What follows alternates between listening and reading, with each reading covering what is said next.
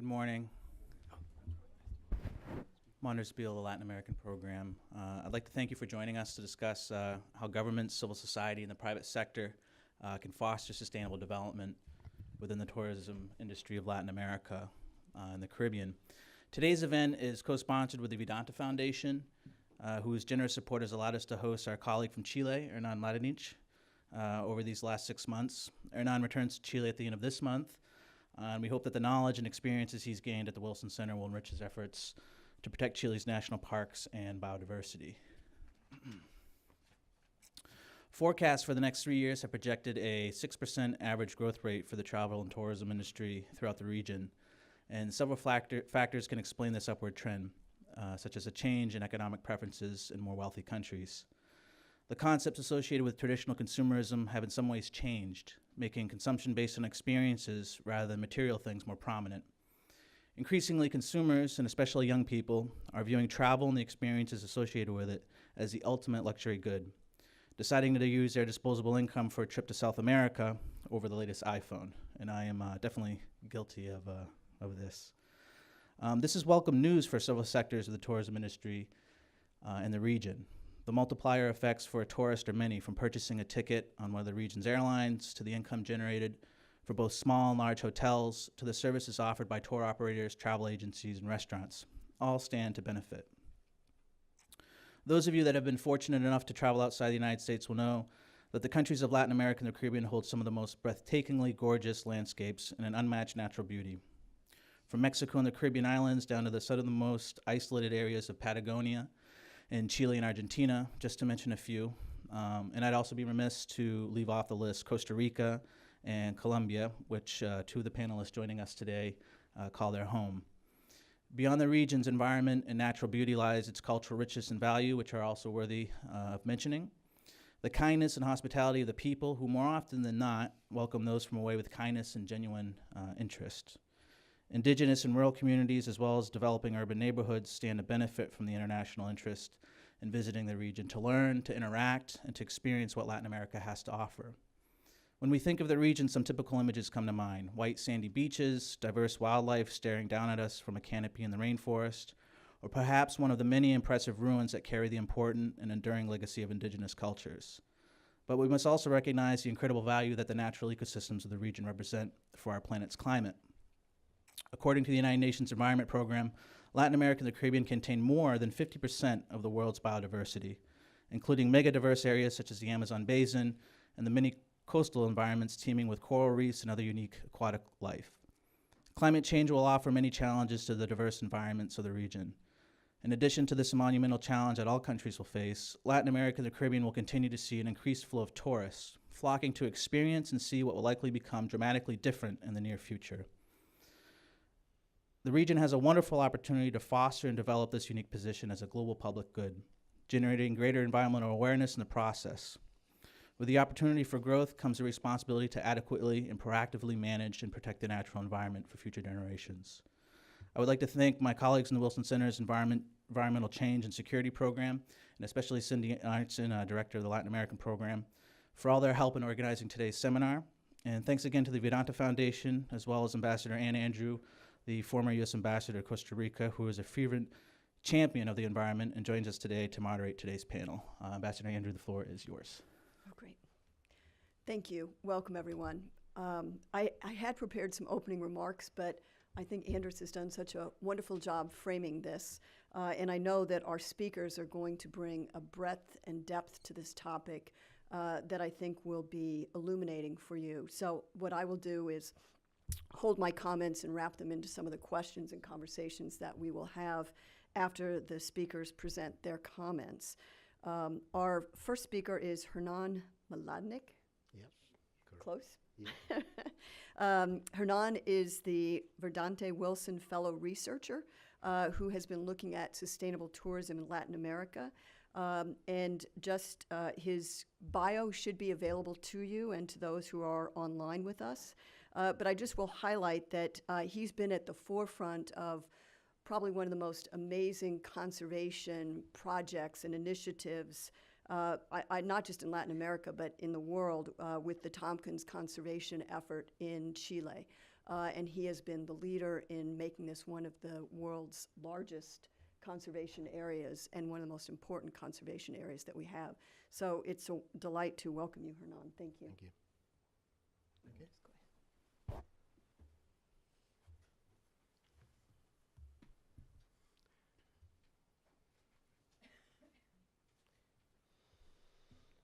Okay. Well, I will try to go fast, although I think tourism should go a little bit slow these days.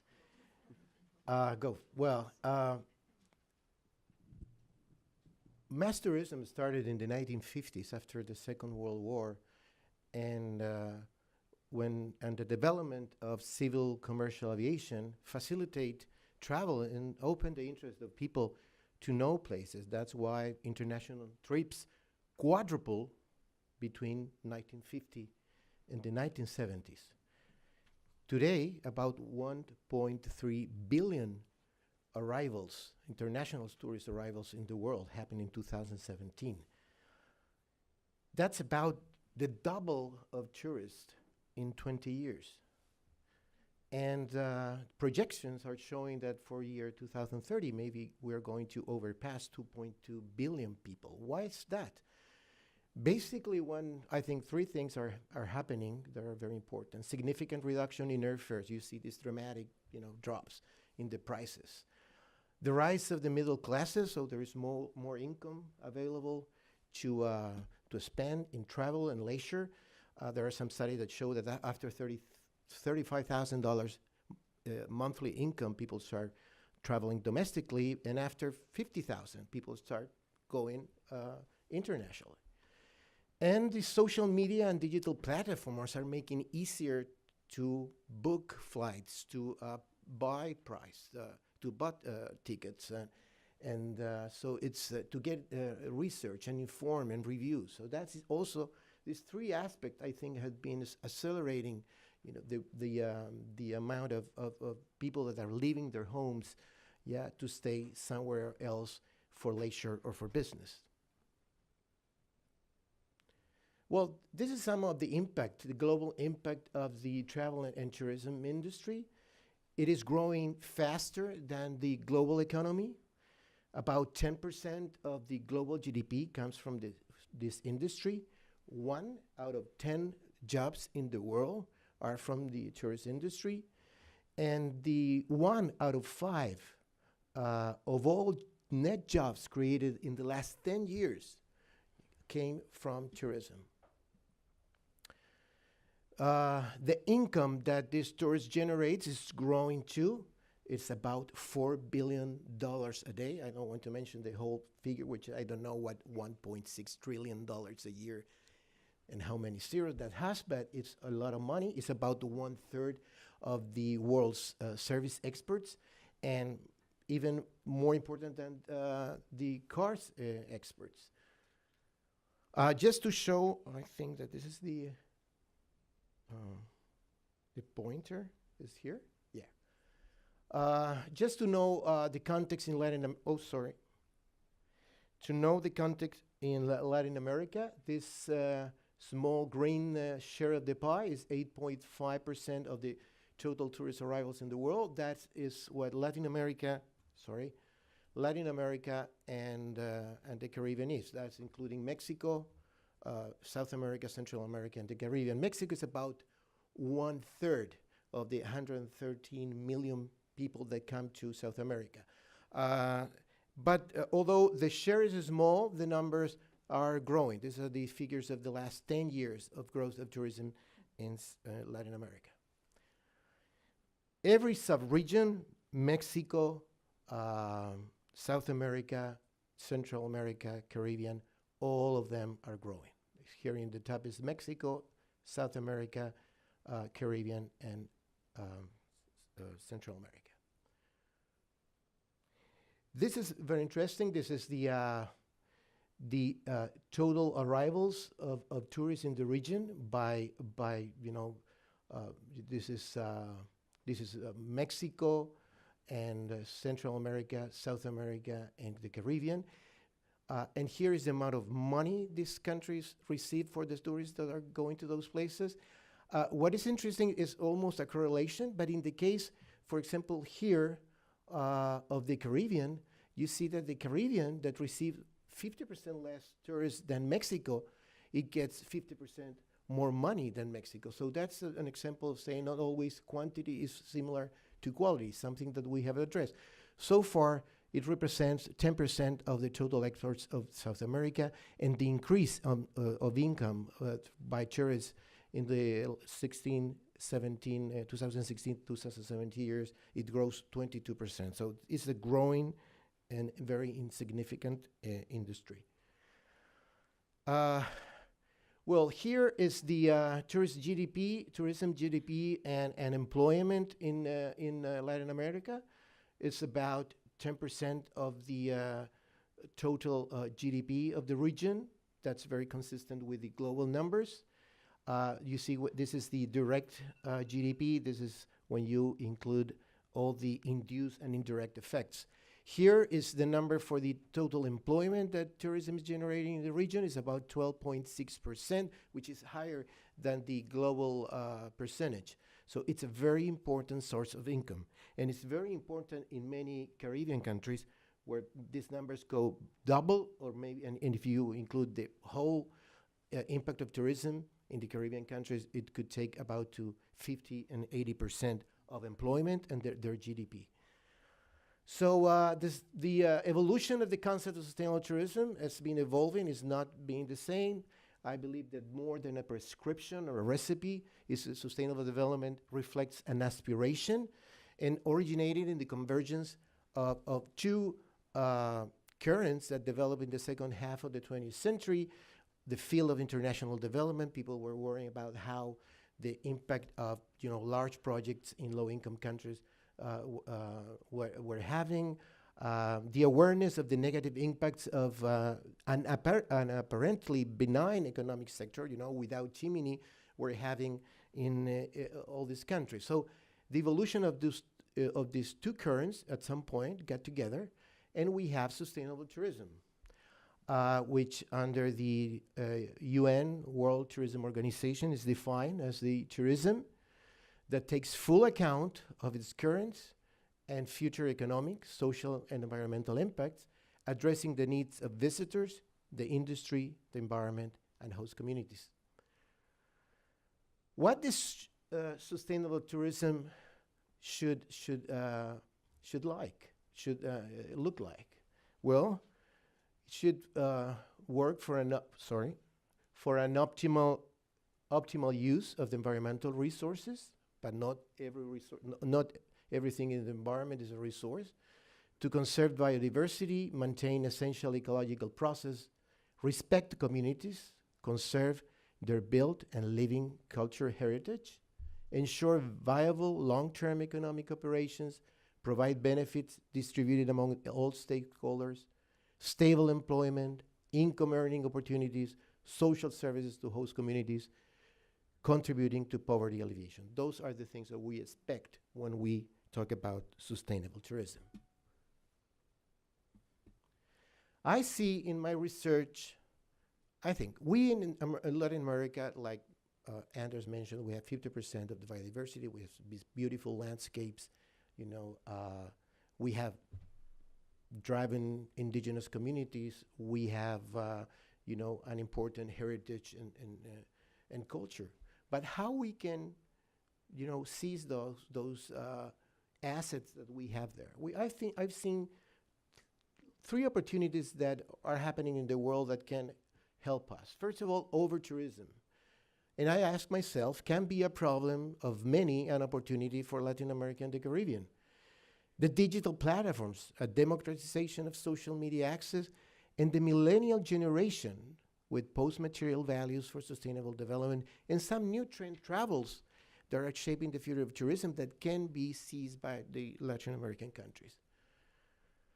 This is what happened in 2017, the International Year of Sustainable Development. This was a buzzword. You have crowds of thousands of people overtaking cities like Venice, Amsterdam, countries like Iceland, Barcelona, And what we start seeing is a deterioration of the environmental and cultural assets. The quality of the tourist experience was deteriorating, diminishing, and also the quality of life of residents, which became alienated by this mass tourism that was invading their cities, impacting in their local economy, changing the prices of the rents for them, the resources.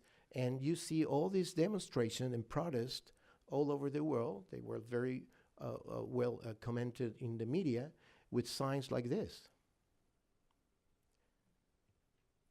I think that this bucket list logic of it's also part of the pressure that we have to go there. What are the all the places I have to visit before I die? This kind of fast tourism, and actually, when people are asked, they have in mind this bucket list.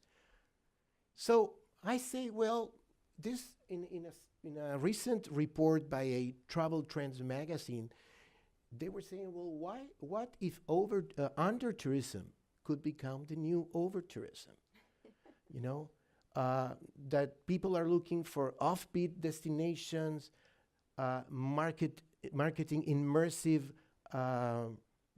stories about relationships with people, with places, with communities, with stories to tell, and above the Instagram pictures and mass tourism.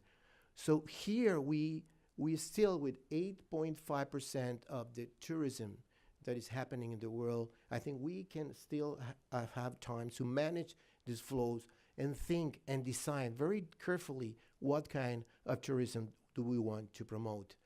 This is a picture of me recently. And I did a selfie. I'm sorry for that. This is a vineyard very close to Santiago. What I'm saying here is that sustainable tourism doesn't require a Hollywood production, just a good and nice and beautiful story to tell that can be told by anyone. This is basically where we're having, there's a long table under a big tree and wine and grapes and cheese and having a good time. And this is some kind of thing that anyone can do anywhere. Actually, we do it many times in South America in our own backyards. And what I'm saying is, and I like this quote, that tourism is about the people we meet. It's about who we are and what we want to do. Is it food experiences? Is active outdoor pursuits? Experiencing different cultures? And this is very important. Travel is about what you do and who you experience it with.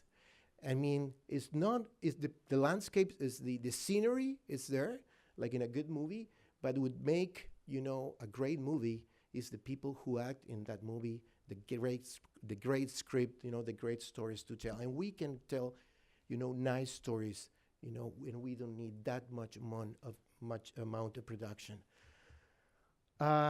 Digital platforms, this is something that is democratizing the access to media.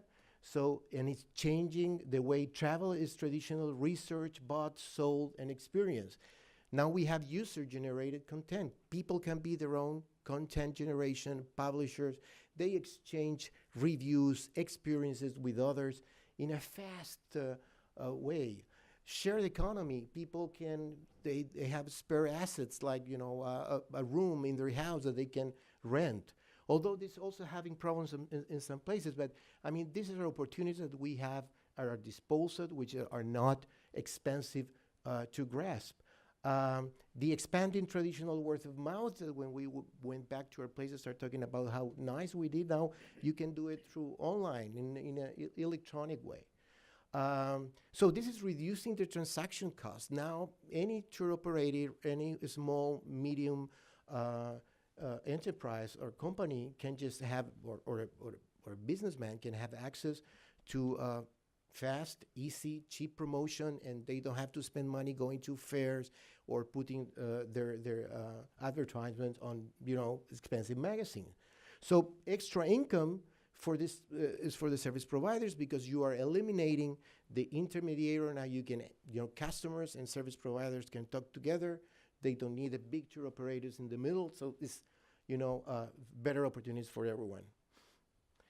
Also, the millennials. This is a new generation with sustainable development values that we can, sustainable tourism values that we can grasp. Not just because they are an important share of the market right now, but because these are the future, the values of the future people are going to be the future travelers.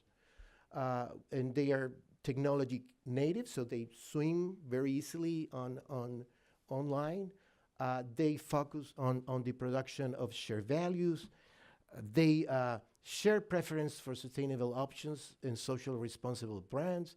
They would rather spend money on experiences than on material things like, buying a car.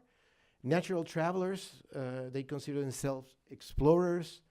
Travel experience is an opportunity for them to learn and understand other people and cultures.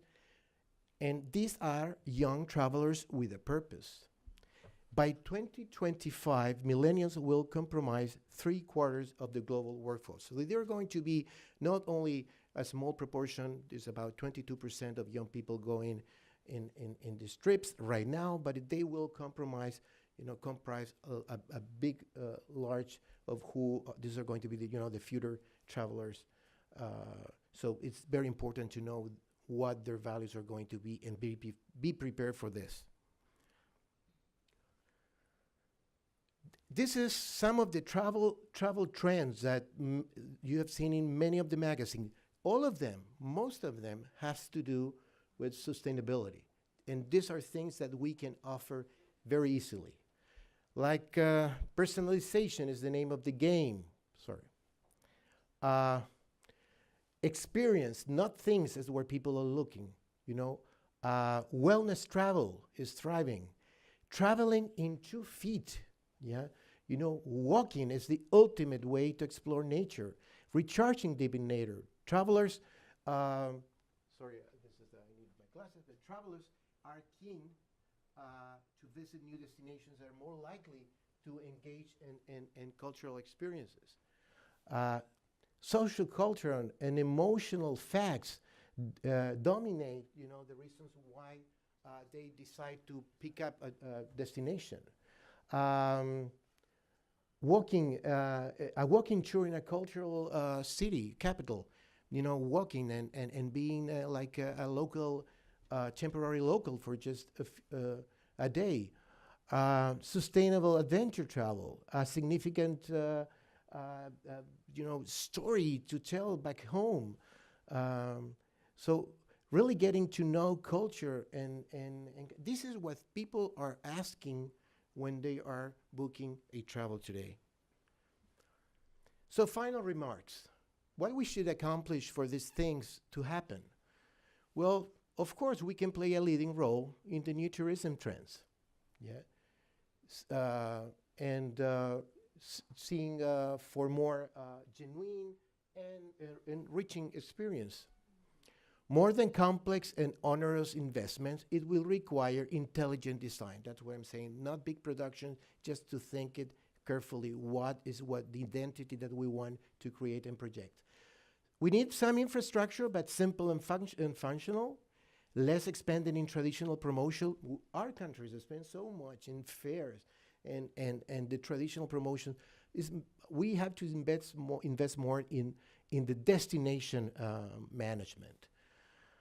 Improve digital connectivity and literacy. I mean, we cannot access the internet if there is not, connections to internet in these small towns. Even in Chile, if you go out from the cities a little bit into the rural areas, I mean, the quality and sometimes inexistent access to internet. So we have to improve that. Develop standards for tourism products and services. No matter if they are sophisticated or they are simple, they should be standards to abide. Capacity building in tourism management in local communities, I mean, how they can create a business plan, for example. Integrating sustainability into the heart of the business, in any business which will improve, competitiveness and protect the asset. This is very important for business to understand. Governments must lead and generate alliances in coordination with all stakeholders to develop a well-crafted tourism strategy. And finally, the most important thing, understand that only good conservation of environmental, social, and cultural assets will make possible sustainable tourism development. As we say, what we worked in Tompkins is that tourism is a consequence of conservation, and that's what you have to have in mind, and who is going to run the show. It's the conservation of this asset. Tourism should be adapt to that. And just a final philosophical quote before I leave. I'm not discouraging not to travel to say this, but we have to travel differently. This is a quote for a book, a small book called The Art of Stillness, Adventures of Going Nowhere. It is about going there, but in trying to make a responsible travel, more a conscious travel. And this is what it says. In an age of speed, I began to think nothing could be more invigorating than going slow. In an age of distraction, nothing could be more luxurious than paying attention. And in an age of constant movement, nothing is more urgent than sitting still. So next time, go travel, take a breath, and enjoy it, but very consciously and aware of what you're doing, and doing this with others. Thank you.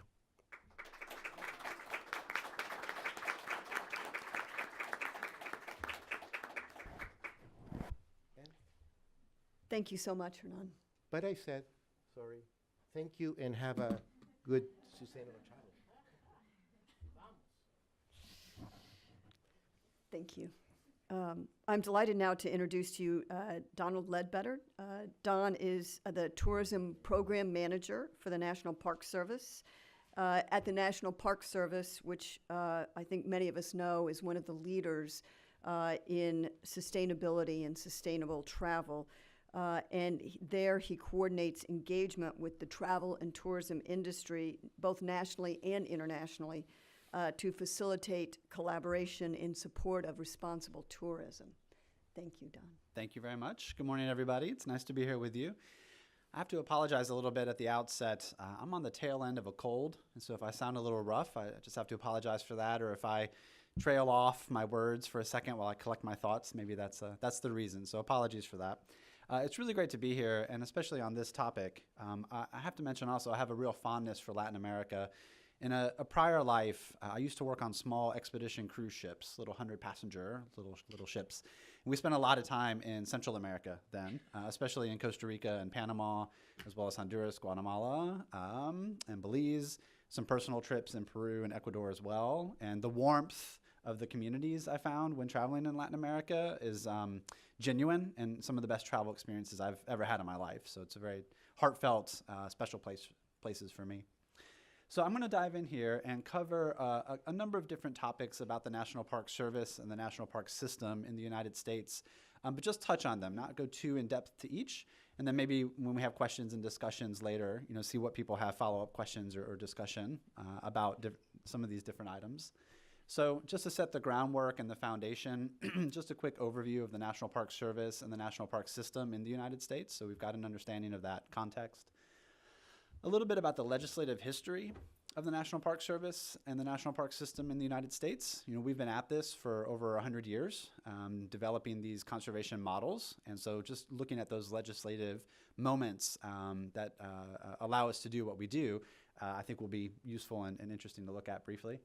A little bit of funding history as well, and some of the funding context for how we manage the park system and those different funding sources and what that means for decision-making and planning. Briefly look at some of the economic impact studies that we do ourselves about visitation to parks, and then finish with some of the visitor management challenges that we are experiencing as well in our parks. So if that sounds good, we're going to jump through those. So just to set the foundation here, I think a lot of people hopefully are familiar with the national park system in the United States. All of the green on this map, about 84 million acres across the United States. And we have units of the national park system in every state and 5 territories.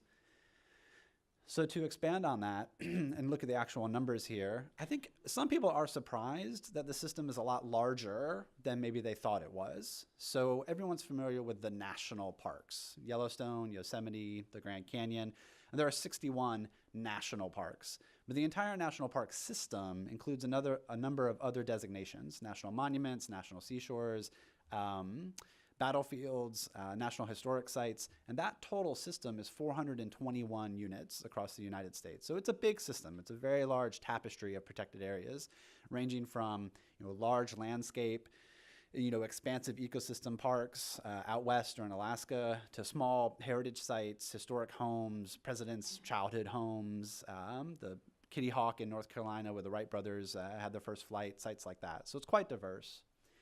Visitation, I'm actually going to touch on another slide here in a moment, but over 300 million visits every year to the national park system over the last couple of years, over 300 million visits, so it's a lot. And they're all in Yellowstone in August, it seems like. Sometimes they're all there. Let's see, we can't do what we do without our volunteers. We have a massive cadre of volunteers that help us operate in our parks. I'm not going to go into depth on that, but just know that our volunteer corps is a key part of being able to do what we do in the parks. A lot of historic structures, museum collections, grants and local assistance programs. I'm going to talk about that a little more on the next slide as well. A lot of money we give out to communities to support local conservation and local historic preservation. So we have a number of grant programs and technical assistance programs and community programs as well. Oh my goodness, my apologies. The formatting here got a little bit off on this slide. But so in addition to the national park system, what I want to communicate here is that we have a number of other programs that support conservation and historic preservation in communities across the United States. So it's not just the parks. We also have a program called Heritage Areas, which are living landscapes, larger geographic areas that have a common cultural or historical theme, like coal country. There's a coal heritage area that looks at the history of coal and the industries that sprung up around it in Pennsylvania. So we have these heritage areas that blend protected areas and municipalities and towns and communities. So much more of that integrated living landscape. So heritage areas. We have trails, historic and scenic trails that cover long distances across the country that we manage in collaboration with communities and with a range of nonprofits, not just the Park Service. We have a massive register of historic places. You've probably seen on older and historic buildings across the United States. Historic structures and buildings can qualify to be listed on this register that recognizes that this is a historic structure or building for X, Y, and Z reason. And then it has a level of protection. It's on the list of, it's on the National Register. It opens up opportunities for technical assistance and preservation grants as well. Wild and scenic rivers, national historic landmarks, national natural landmarks. So the point here is that the National Park Service is in charge of this much larger tapestry of conservation and historic preservation across the entire country. So definitely the park system, but all these other elements as well. So it weaves a much more complex and I think thorough and diverse tapestry of protection, preservation, and conservation from large ecosystem levels down to community levels across the country. Oh, in fact, some statistics about that. The national park units in all 5 states and all 50 states and territories, the number of people that live within 10 miles of those, same for the trails, same for the scenic rivers. So point being that our parks and the park system and the other programs as well, we influence and have a connection to the majority of the population in this country through these different programs that support conservation and preservation. So let's talk about visitation for just a second. And what I want to highlight on this one is over the last couple of years, we had a real surge in visitation to the national park system. For a number of years in the aughts and early teens, we were hovering under 300 million visits a year to the whole system. The last couple of years, that really took off in the run-up to and during our centennial. So the National Park Service turned 100 years old in 2016, and it was really exciting to celebrate a government bureaucracy because that's what it was. We were celebrating a government, bureaucracy, a government agency. We turned 100 in 2016. And the promotion and the marketing that led up to that and during that, I think, contributed to a big surge in visitation. Also, international arrivals to the United States were trending upward for most of the teens. Stronger economy, right now the second longest economic expansion that the country's ever experienced. So a lot of factors kind of came together. Last year, in 2018, we had a real dip, a 4% decrease in visitation. And whether increasing visitation is good or bad is a more complicated question. So no value judgment there about whether that's good or bad, it just is. But what's interesting to know is why that happened. In 2018, a number of climate and weather events really affected visitation to the national park system. This is probably going to be a factor increasingly in the future. A lot of parks and protected areas are often at extremes. They're on coastlines, they're at elevation, they're in unique ecosystems, and so are more prone to be affected by some of the extreme weather and climate events that we're seeing and that we're going to face for the remainder of this century. So in Hawaii, for example, this one isn't quite a weather or climate event, but a volcano eruption for several months in a row really affected visitation to the Hawaii volcanoes parks in Hawaii. But in Yosemite, extremely intense wildfires closed Yosemite for a couple of weeks in a row. And so no visitation to one of our most famous and beloved parks in California. Also, in 2018, still in the Southeast and in Puerto Rico, recovering from the effects of hurricanes in 2017, the hurricanes in the fall of 2017, still recovering from that in 2018. So it's probably going to continue. And so resiliency, community collaboration to support resiliency, these are going to be topics that need attention. And we have some case studies about how, for example, around Yosemite, the communities have bonded together, the tourism offices, the CVBs, they have a collaborative coalition with the park that has them meeting periodically, so they're addressing issues together, they're planning together. Long story short, because they had this tourism partnership, they were able to get on the same page as far as messages, as far as the actual status of the park and what's open and what's not open, and get that information back out to the public and start getting people to come, visit the park and the area again, because that shutdown really hit those communities hard. All right, so I'm just going to touch on some of the legislative history, not in great depth for all of these, but if these are questions or of interest afterwards, we can do that. I just want to describe the history of the National Park System and National Park Service in three main phases. So we'll go all the way back to the beginning and the establishment of the first national park, which was Yellowstone National Park in 1872. So first national park in the world. There was no National Park Service yet, so this is before the service, which we established in 1916. And in 1916, the Organic Act that established the National Park Service, an agency that needed to oversee the management of these parks that had been established to date. I think by 1916, there were 20-odd national parks and monuments that had been established, so we needed an agency to come in and manage them holistically. During this period of time, kind of a Wild West in terms of how the parks were managed. Not a lot of consistency, not a lot of shared best practices. It was really the private sector and then parts of the federal government, including the Army, trying to establish these new spaces as being protected. But there were, hotels, being tossed up and put up in the parks, without any regulation, other visitor services, just a lot of, not chaos, but just, early years. Moving into the middle of the 1900s, though, you've got a much more established national park system and a National Park Service that had been around for a couple decades by that point. And a number of laws that came into effect or that were passed during that period, really an environmental awakening in the United States in many ways during those years, some of it under a Republican administration, I'll add. The establishment of the Land and Water Conservation Fund, a fund that takes money and revenues from offshore oil and energy drilling and channels that to community-level conservation and preservation projects. So LWCF. Same on the National Historic Preservation Act. Again, taking monies from those resource drilling and the revenues and royalties generated from that and channeling funds to community-level historic preservation. So we said explicitly at that point in time, we're going to produce energy, but some of the earnings from that is going to go into conservation and preservation. So a couple of laws that did that. Also, the Wilderness Act and the National Environmental Policy Act really important moments that defined and put some guidelines and requirements around how the National Park Service makes decisions about how we manage our parks and putting the conservation first and foremost. And they lay out, for example, NEPA, lays out the requirements we have to go through when we're going to make a decision, when we're looking at some alternatives for how to manage a part of a park. We have to go through a very rigorous process to determine how those decisions might affect the land, the resources, and be very transparent about that. So point being here, a lot more rigor and new programs and laws that define how we manage things. And then going forward, I'll just touch lightly here, some big acts over the last couple of decades that have to do with concessions management, that has to do with revenue and entrance fees, and also some other funding mechanisms for funding the park system. I'm gonna keep going and look at funding in particular, because I think this is an interesting topic for folks. Most of our operational budget for the National Park System comes from taxpayers. So most of our budget is provided by the American people. And so you can see 68% is our core budget.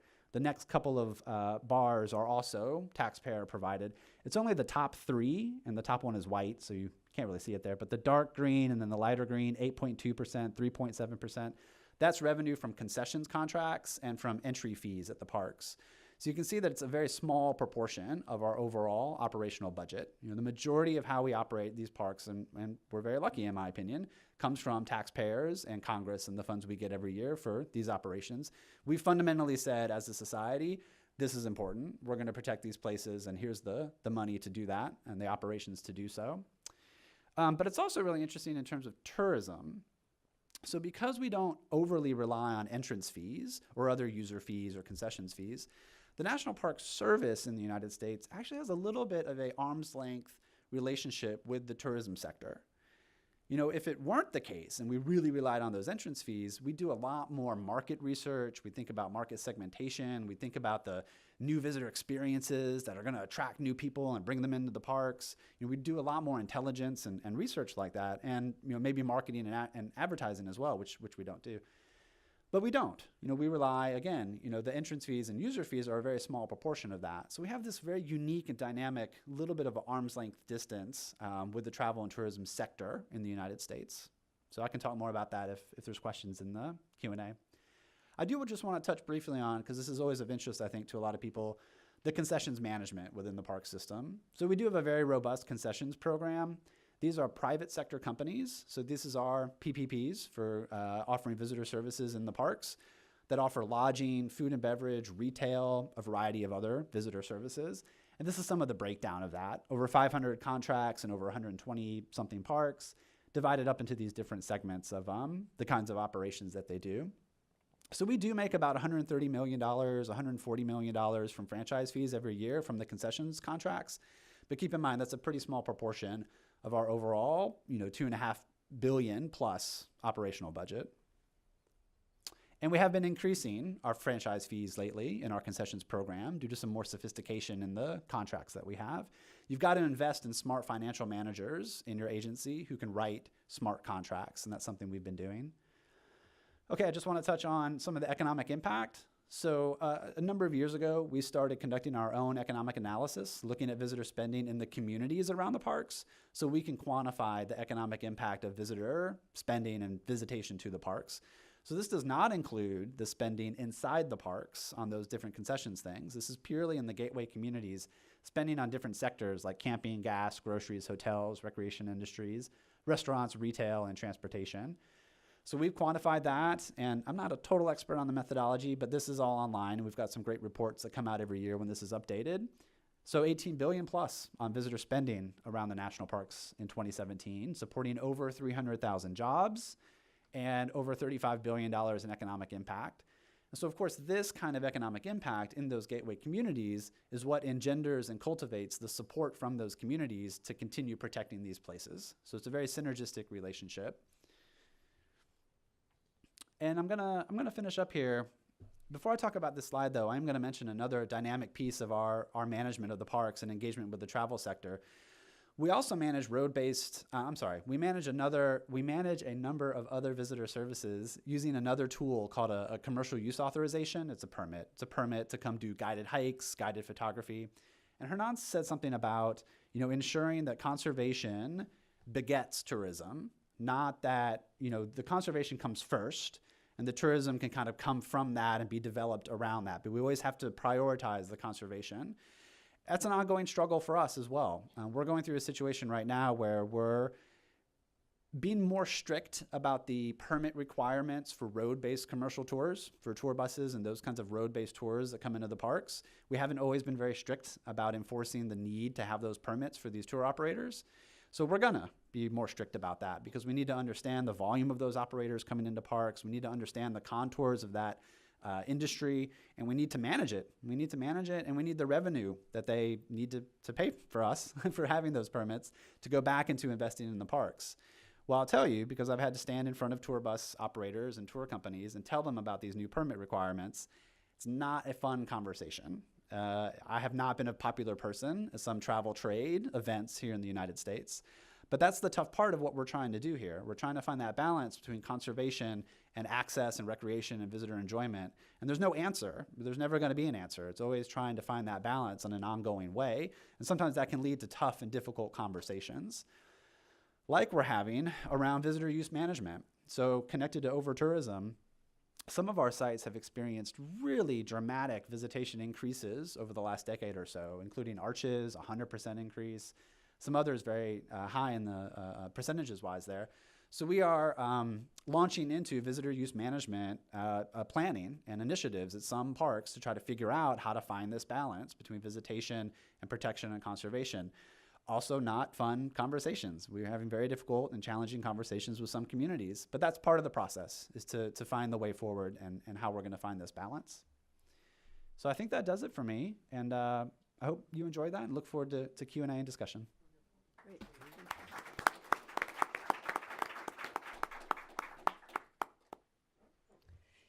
Great. Our next speaker is Santiago Giraldo. Santiago is the executive director of the Foundation Pro Sierra Nevada of Santa Marta in Colombia.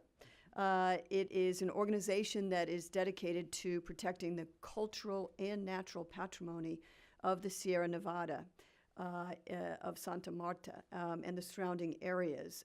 And as a result, Santiago is very focused on looking both at conservation and community development in order to protect this very important conservation area. All right, thank you everyone for being here.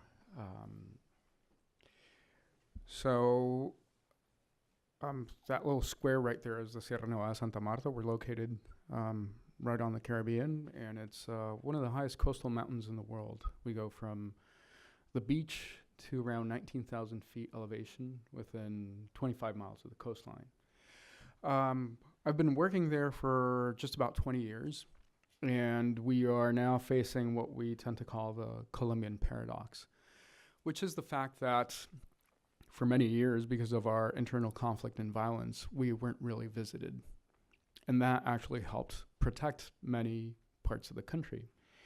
And now, with the peace agreements and the post-conflict phase, really what we're facing is that the Colombian government wants more tourism and wants more tourism in its protected areas and wants more tourism in those areas that used to be controlled by FARC or ELN or paramilitary groups. And these areas are usually woefully unprepared for receiving any sort of tourism and tend to have no infrastructure. I'm just going to start moving in. The Sierra is a very special mountain and has attracted attention since the 19th century. Why? For one, Humboldt described it, and then we had a number of explorers come in. This is the first map that was drafted of the Sierra in 1879 by a British explorer, Frederick Simmons. And he traveled all around it. At that time, the Colombian government had way stations placed throughout the Sierra so that you could actually travel in it. And that's no longer the case. And as you can see, it's a very broken topography. It's extremely complicated to move about. And it's this huge pyramid-shaped mass. And I'm going to start going into some of the complications surrounding conservation management and tourism. One of the reasons why it's so attractive is because it was home to a population we call the Tairona that disappeared around 1600.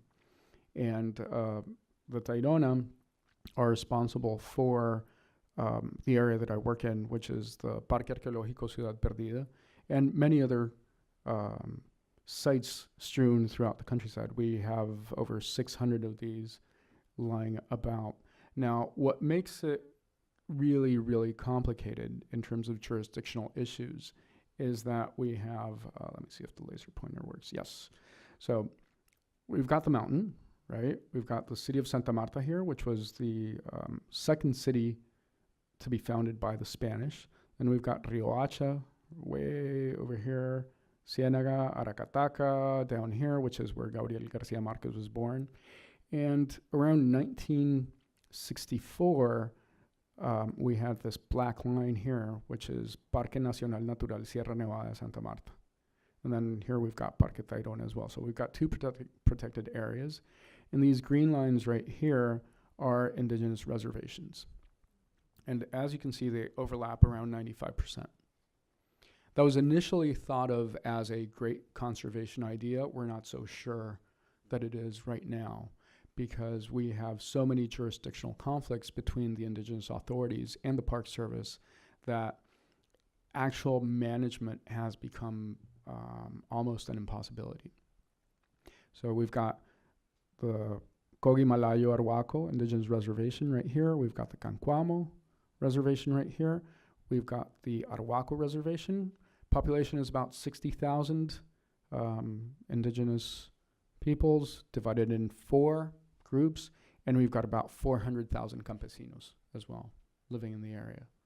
So it's actually highly populated. There's this stereotype that you see out there usually, which is that the Sierra Nevada Santa Marta is only populated by indigenous communities, for one, and then it tends to be really like this empty spot. If you go through 100 Years of Solitude, the way that Gabriel Garcia Marquez describes it is, you know, between my town and Riohacha, there's this impenetrable mountain, which is empty. That's usually the way it's described. But as I can tell you from personal experience, it is very populated. It is completely full of people. Now, in general, one of our main problems right now in the post-conflict period is that we're seeing funding for protected areas being slashed. So this year, there was a 40% cut in protected area funding throughout Colombia. But at the same time, which is one of the paradoxes, the government wants more people in its protected areas. So management becomes an impossibility, and we were talking about this earlier with Ambassador Andrew.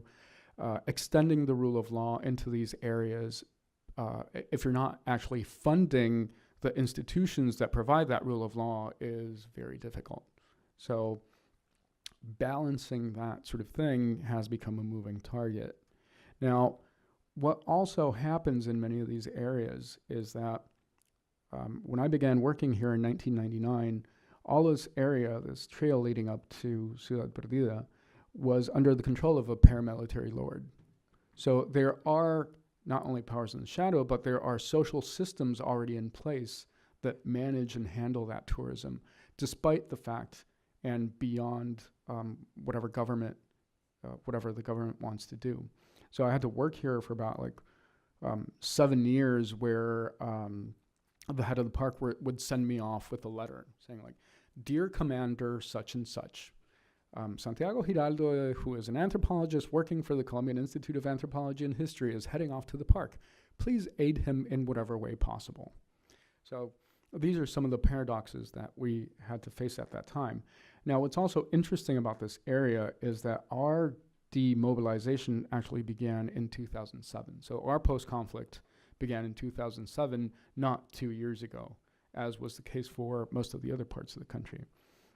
And that's where I began actually setting up a turnaround for this area with the aid of Global Heritage Fund, with whom I also worked up to 2018.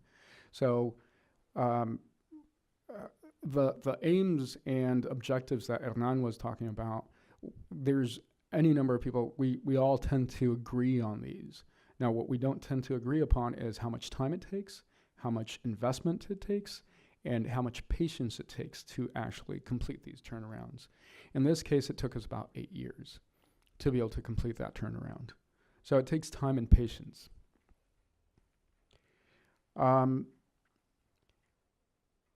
This is also one of the reasons why we get so many visitors. We've got the Tayrona Gold in the Gold Museum, and we have the Tayrona Gold Museum in Santa Marta as well. So usually there's a number of people who visit the museums and then decide to go visit the park. Now, all of these are potential archaeological sites to be developed. There's over 600 of them, but there's only 3 that are open to the public. Also because of investment issues and sustainability issues. So simply, we've got Pueblito right here inside Tayrona National Park. We've got Ciudad Perdida up here, and one of the reserves that I manage, which is Ciudad Antigua El Congo. Now, one of the things that is really important to understand is that when Ciudad Perdida was opened in 1981, it was envisioned from the get-go as an anti-Machu Picchu. So even from 1981, the Colombian Institute of Anthropology and History was thinking about under-tourism.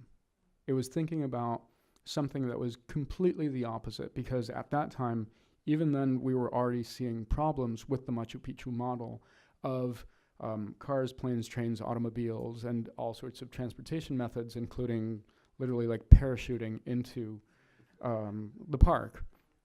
And as also I was explaining to other folks here, we've had any number of projects that wish to set up either roads or cable car systems or everyday helicopter transport up to the site. And these have been fended off by a variety of allies, be they indigenous populations, campesinos, the Colombian Institute of Anthropology, and the Park Service. We usually call it La Alianza de los Pobres. And it tends to work. It tends to work. And we call the cable car project, which from 1977, it was envisioned to have a cable car go all the way up here to a place called Cerro Kennedy, right, and then all the way out here. Would have made it I guess it's one of the longest cable car rides in the world, 80 kilometers round trip. So pretty long. And so since 1977, people have been trying to set up this sort of thing. And we call it a zombie project because we kill it, and then it rises up again to haunt us. So there's any number of zombie projects, not only in Colombia, but throughout the Americas regarding over-tourism. There's all these kooky schemes that politicians come up with to drive tourism towards these areas. Some of them including buses, as Donald was saying, because initially it seems to be a good idea. And then in studies that we've actually conducted with GHF and with Berkeley School of Management, what we've found is that the easier the access, the lower the gate fee. The lower the gate fee, the more people you need to attain any form of sustainability. So in that sense, more access does not mean either better gate fees or better conservation. It actually leads to more conservation problems. So that's actually why, to be able to reach Ciudad Perdida, you have to walk for 1.5 days, as Aaron here had to go through. I do it in 6 hours, but that's because it's my office. So you actually have to, you drive up to the Gateway community, right, here at El Mame, and then you walk. It's a 17-mile walk, right, so 34 miles round trip, around 50 kilometers, and you've got to do it in 1.5 days. And so that's actually why we aim at some of the objectives that Hernan was talking about. It's the experience, it's risk, sometimes unmanageable levels of risk, because many of the tour agencies want manageable levels of risk. When you're out here in a wilderness area such as this one, or say you're in Yosemite, you will sometimes encounter unmanageable levels of risk. If a bear decides to go after you, well, it's going to happen. I've I've had to pack bear canisters in Yosemite. That's just the way it is. And over here, we get overflowed rivers, and we've had tourists die in these rivers. We've had an increasing number of deaths by selfie as well. Unfortunately, it's going to happen. It's happening in Yosemite. There's been a number of deaths by selfie. And that level of risk has to be recognized and assumed. Now, again, in these cases, there's huge political and economic pressures towards moving more people into these areas. And so, as I was saying, and because Ciudad Perdida was set up as an anti-Machu Picchu, we have to deal with these conflicting tensions. We've got the Ministry of Tourism that says, we want more people in the country. But at the same time, we've got the technical experts, not only from the Park Service, but from the Colombian Institute of Anthropology and History, and from NGOs such as the one that I represent, saying, it's not a good thing. It's not a good thing. And then we end up being at loggerheads with a number of government officials who have never in their lives either visited a protected area or a park, slept at a park, or managed any of these parks. So we call it la administración desde el escritorio, management from the desk. And that's another one of the issues that we're facing right now, and I guess all over Latin America, which is there's any number of pencil pushers, unfortunately, who want to manage these areas from a desk out in a capital city and have never actually encountered the difficulties of managing these areas. So establishing that sort of balance becomes improbable. The other issue that we're facing is that there's a number of, let's say, tour aggregators out there. The one that we encountered about 5 years ago is Gap Adventure Travel, which is a Canadian-based agency that handles, they were the ones that set up the Machu Picchu Trail. And their argument was, well, we can get you more people. And when we were sitting there with them, I was like, well, we're not interested in more people. And they were a bit stumped in that sense. And they were like, but we can get you more people inside Ciudad Perdida. I'm like, but we're not interested in more people. What part of not interested don't you understand? We're fine as is, because if you flood us with tourism right now, we are woefully unprepared to handle them. Communities are woefully underprepared to handle them. And this trail system right here, right, it's all indigenous and campesino-owned lodges. And so if you send in too many tourists, they're going to collapse. And so you need to understand that to be able to make it into a sustainable enterprise so that both campesino communities and indigenous communities actually learn how to handle tourism, learn how to handle receipts, learn how to handle employees, it's going to take time. We don't want that level of tourism right now. And just as an example, when I began working at Ciudad Perdida in 1999, we were getting 900 tourists a year. We're up to a very manageable 25,000 tourists a year, which provide $8.5 million of revenue to these communities. And so we've adopted a policy of easy does it, easy does it, easy does it, not too many people, not too many people, not too many people. That is good. That is good. The other problem with this is that the objective of under-tourism is a very hard sell with government agencies and with operators such as the ones that you have to deal with. So the reaction that I had from Gap Adventure Travel of, is followed by, well, I need to sell the destination. And when you start actually arguing in favor of under-tourism, it becomes very difficult with the higher government agencies, say, for example, the one that I have to deal with, which is called ProColombia, which tries to sell Colombia throughout the world. And we're actually in a paradox as well. We've got Chiribiquete National Park, which was just declared a World Heritage Site, but is closed to the public. So it's it's a very paradoxical situation because we've got a 4.3 million hectare park that has these absolutely beautiful landscapes, declared World Heritage, but is closed to the public. And then other areas that are woefully underprepared that are open to the public and are being flooded with tourism.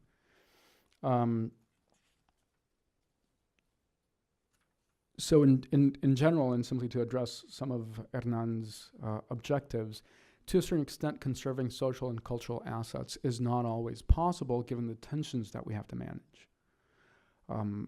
In certain cases, we will lose certain fights, and you have to pick and choose which fights you're actually willing to win. So, for example, right here, we've got the park up here. We've got this last lodge right here. This is indigenous owned. This is indigenous owned. We've got the indigenous town right here. This is also indigenous owned, and we've got these other 4 lodges right here. Now, I've been fighting a losing battle in terms of design, not only with the indigenous communities, but with the campesino communities. Why? Because they are vernacular architecture. They were designed by their owners.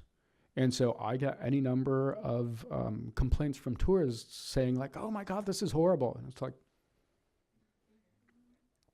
I can't do anything. These are indigenous owned and campesino owned lodges, and they decided to build them that way. Whenever they want to change them, they will. It might go towards a better sort of design.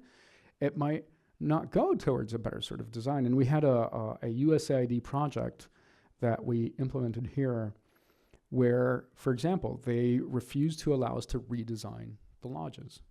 We were able to install septic systems. We were able to install firewood saving stoves. We provided whitewater rescue courses. We provide wilderness first aid training for the guides. We did any number of, we built a suspension bridge to reduce risk at one of the river crossings. But one of the things that we couldn't do was design better looking lodges. Why? Because they didn't want to. And that's one of the issues that you have to face. Also because, as you can see here in this gray area, all of this is outside of the national park. So the Park Service couldn't do anything about it either.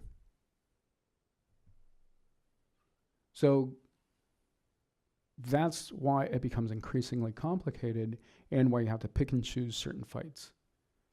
Others you will for certain lose. Let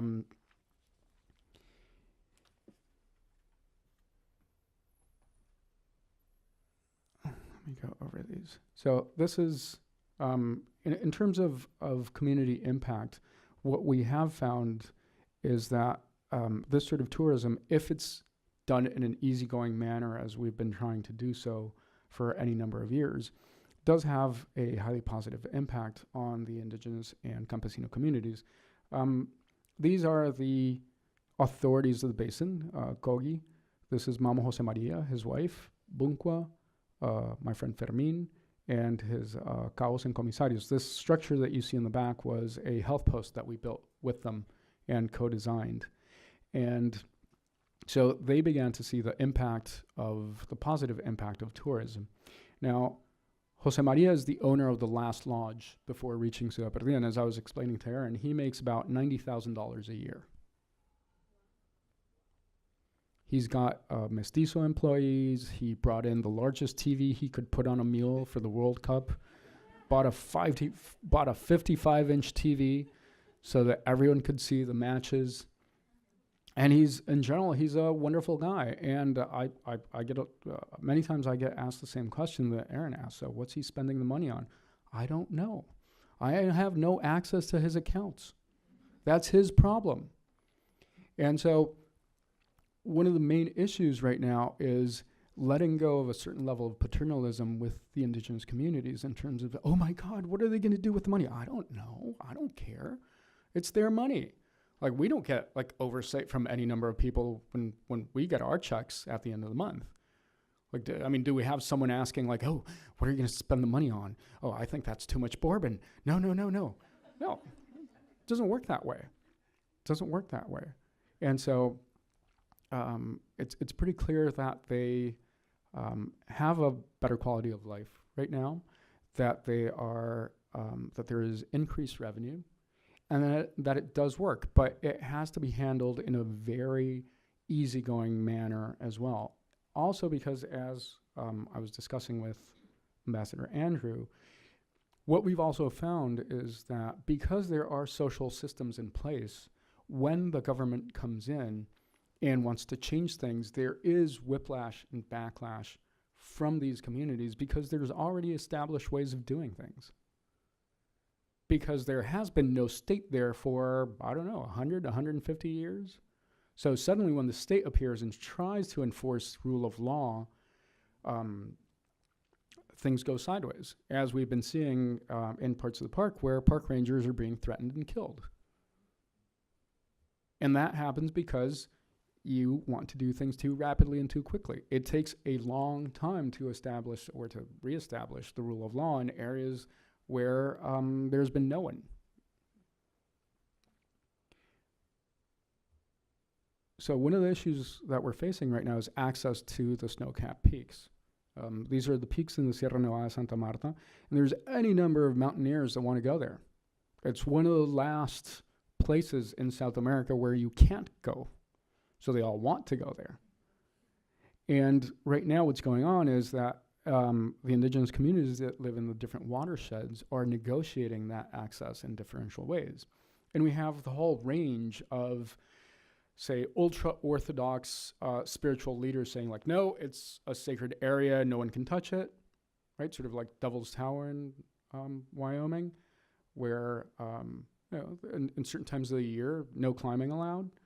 And we have other very liberal indigenous communities saying, like, yeah, let's go up. No problem. I mean, if you pay like $3,000 per head, I'm fine with you going up there. So those are some of the tensions that we're currently seeing and trying to balance out. And that's why I was saying that balance is a constantly moving target. And to a certain extent, my feeling is that it's completely unattainable. So we've got landscapes such as this one, and that's actually why we're experiencing such an influx of tourists right now that wish to move throughout the Sierra Nevada. This is right on the border of Parque Tayrona. This is Ciudad Perdida, this is the park, and we were just there filming with National Geographic, which was both a good thing and a bad thing, because we're going to get more tourists. The show should air in November. I hope you guys like it. And these are some of the views that we have. This is some of the last forest that we have in the area. That's also why everyone is so careful regarding access. Access is not permitted further upriver, although there's more archaeological sites in more areas. And one of the questions that Econ gets all the time is, are you going to develop those areas for visitation? Econ is very cautious with that. It said, no, not for the time being. We don't have enough money. And it's too complicated. So these are some of the structures. We also continue to do research and run field schools over there. So there's a high degree of research and investigation that needs to still be done in these areas. We need to know more about them. Research is an open-ended sort of endeavor, and to be able to manage these areas, we need to continue doing research of all sorts. I know that the Park Service continues to do archaeological research, biological research, and that's also one of the issues that we have in general at the parks, which is a lack of knowledge in general. We've got jaguar out there, and we've got all sorts of critters, and I think that's my time is up. Thank you so much.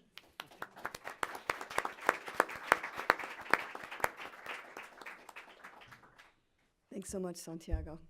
And last, and certainly not at all least, I'm delighted to introduce to you Carlos Vizquez. Carlos is the agricultural and biodiversity leader for OSA Conservation. OSA Conservation is in the southwest corner of Costa Rica. It is home to 2.5% of the world's biodiversity. a very precious place on our planet. And OSA Conservation is committed to the conservation of the OSA and doing it in a way that is sustainable both for the biodiversity of the area, but also for the local communities and for the NGO of OSA Conservation itself. Carlos brings us a very unique perspective with regard to this balance that we've heard so much about. He has 15 years of experience with agricultural projects and organic farming, focusing on conservation of natural resources and the protection of biodiversity. And he is also a graduate of Earth University in Costa Rica, which is a university that is focused on developing leaders across Latin America and Africa that focus on sustainable leadership. So I'm delighted to welcome Carlos. Thank you. I'm very happy to be here, talk about my beautiful country, Costa Rica, ecotourism, and I'll be focusing on healthy food systems. I think we all have heard the successful story of Costa Rica and its green economy. It's been guided by our public policy and strong government support. So in the last 40 years, we have put 1/4 of our land territory in protected areas and national parks. This makes Costa Rica a world leader in protected areas. As well, this year, Costa Rica has announced that it wants to become the first nation to be carbon neutral. This means that giving back 8% of our territory to covered areas and also reducing the amount of fossil fuels and increasing more clean energies. That's the really nice part about Costa Rica. Now I have the other hidden part of the story. It's that also in 2018, Costa Rica has taken first place for pesticide use in cropland, just followed by China. This is pineapple. It's intensive monocrop in Costa Rica. Banana that we all love. So all this increase of pesticide use in Costa Rica has been led by monocrops like banana, coffee, pineapple, palm oil, teak, grasslands.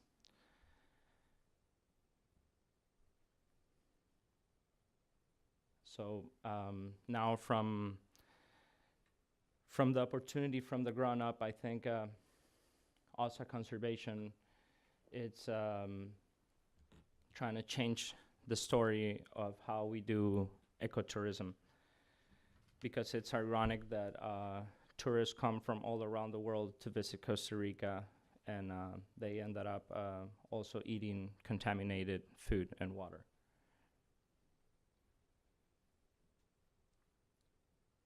We believe in OSA conservation that working from the premise that ecotourism is definitely not sustainable without a healthy food system.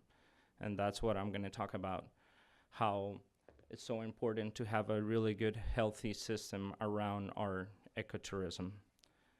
During my experience at Earth University and growing as a farmer with my family, I'm still an organic farmer, actually. And what I've learned is that there are many ways of producing healthy organic food.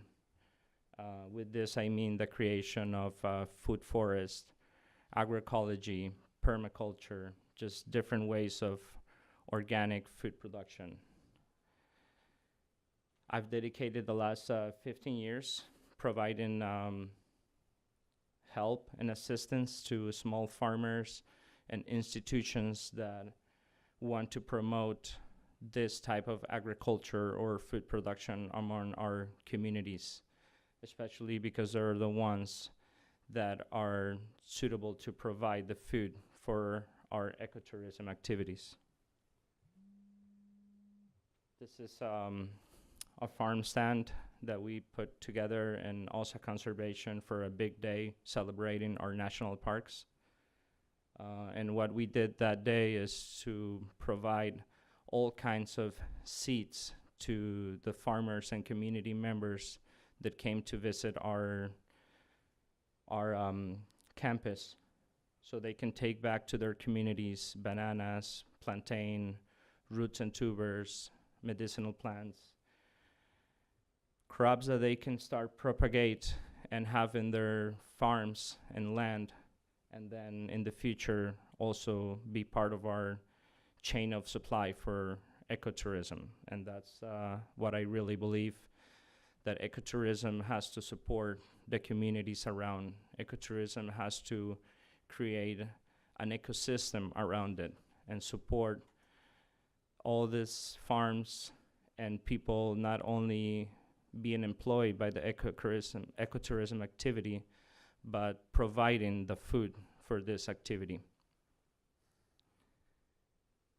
So we have at OSA Conservation, we have the vision that we can grow anything organically that we need, but at the same time, we can be providing the habitat for wildlife and plants.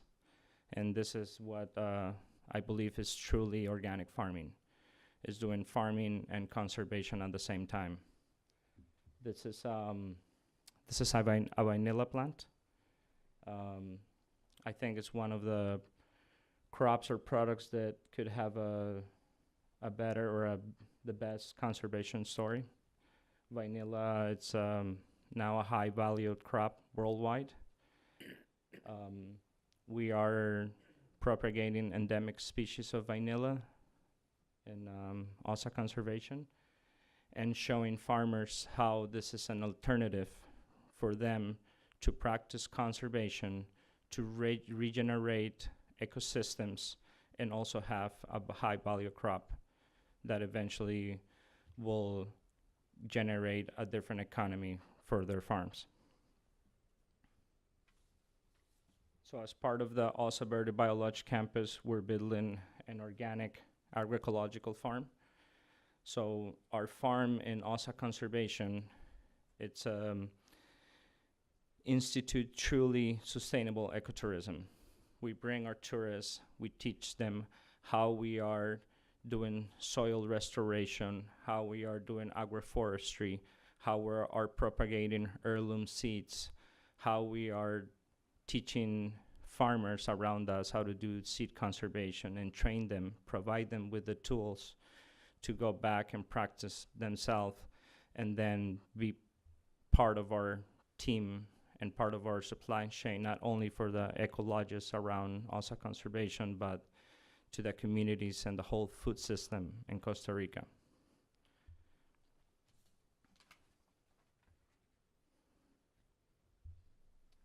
This is part of the OSA Verde Eco Farm.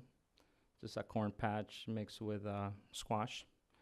And this is where I want to say that our farm is a living classroom. And this living classroom is preparing farmers and community members around us to create more resilient areas or more resilient systems of food production. And this is what I believe will bring our ecotourism activity in Costa Rica towards the future. Gracias. Thank you.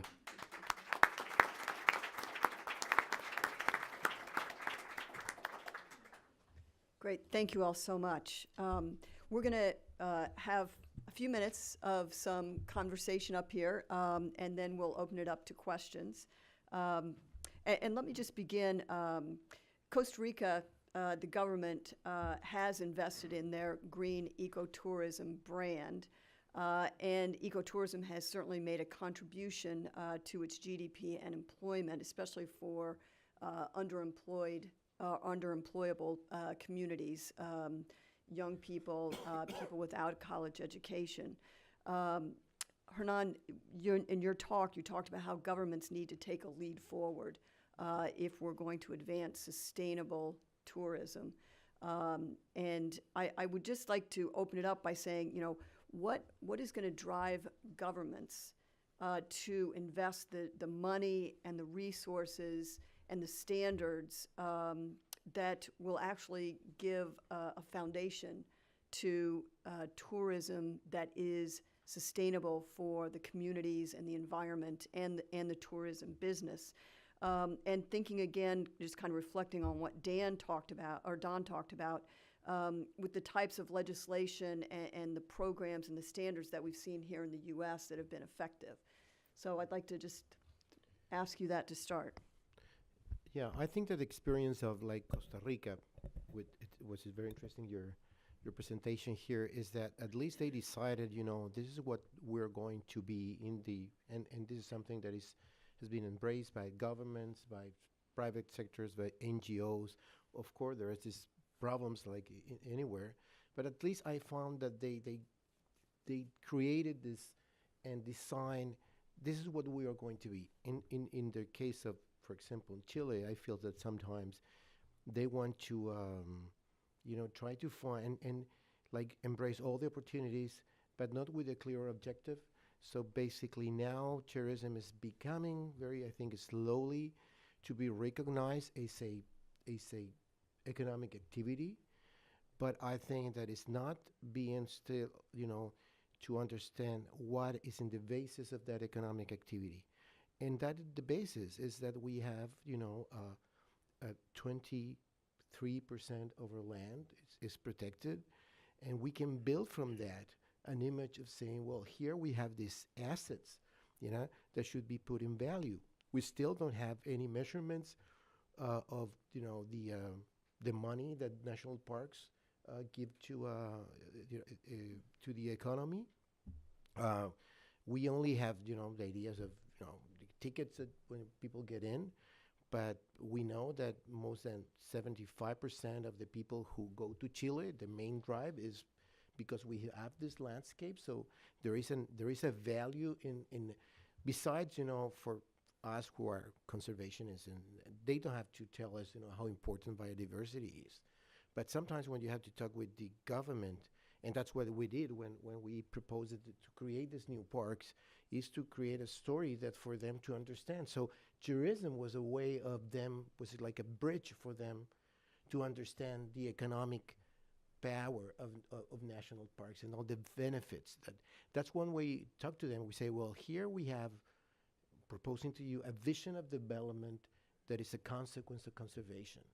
Yeah, we use the word development in purpose, is, you know, because that opens their eyes. But at the same time, we are doing this project that's going to bring opportunities to people. We're going to preserve this land. We assure the land. Yeah, but we are going to build something that is based on, because we have this sound, you know, parks, landscapes, biodiversity. That's the main asset that they have to recognize. I've seen, for example, agriculture's production, usually they don't take the advance of saying, you know, we are surrounded by a park. They don't put that when they sell something into the market. And I think that we have to start building a green economy based on that we have these natural places that are preserved, and not to mention the amount of, you know, of marine parks that we have created recently. But this is something that the governments should embrace and coordinate the efforts with the private sector, with NGOs, with the academia, to create a craft, well-designed strategy of how we're going to support conservation and at the same time create these, you know, opportunities in the form of tourism. And that's why I'm not saying to promoting tourism just for the sake of it, but I think that by having this conservation, by the sound conservation of these places, that as a consequence of that, we're going to have, you know, economic opportunities through tourism. Yeah. And Don, does the Park Service is there a model out there that helps to build the economic case for wide tourism and sustainable tourism, and I know we see that, and we have at least some resources that are dedicated. But as we think about, translating that into Latin America, are there models out there that you all are actively promoting or can see that could service those models? It's a great question, and it's one that I think is really interesting to look at, because the short answer I honestly think is not really. And the reason I say that, there's a lot more nuance to that, but in the national park system and the National Park Service here, the economic development piece, the economic impact piece is not integrated into the conservation management, the NEPA decision-making process. When we have to make a decision within the national park system, the economic impact of it, is always a much lower priority. I think it also has to do just with the fact that our system is kind of further along in it's at a further along phase in the development of that holistic system. We don't, I guess I'll look at a more recent example. A new unit in Maine is Katahdin Woods and Waters National Monument, and was established in Maine a couple years ago. And there were some economic impact projections developed around the proposal of that site. But where we are in our phase of the national park system, that's a really wonderful example about a site like that has a long way to go before there's the essential infrastructure, that would actually enable the visitation and the economic impact. So it's. I'll also turn to my Park Service colleagues in the audience too to see what they think, because when we look at the international space, this is a difference in the conversations that we often touch on. So no, it's such a different model. I think that sometimes it's hard for us to translate it and then bring it into another country's park system. Yeah, good. Well, let me just note two things. I know that when I was in Costa Rica, I was always amazed that I think I traveled to more of the country than most of the people that live there, because internal tourism, even in a country like Costa Rica, was not a common thing. So therefore, you would think that many of these sites that you all are looking to preserve depend, at least, if not with great, I would say probably significantly, on foreign tourism outside of the country. And at the same time, just another data point, I'm on the board of Earth University, so we look very carefully at fundraising for Central and Latin America.